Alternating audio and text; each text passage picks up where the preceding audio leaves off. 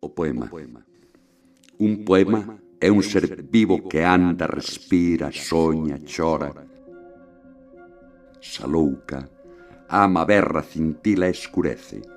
Cala, aborrece a mentira. Sente odio e ternura. Desangras. Fala de intimidade, coas cousas e coa xente. Suxere mundos posíveis e imposibles. Suda, cansa, sente sede e fame, adoece, agoniza e nunca morre.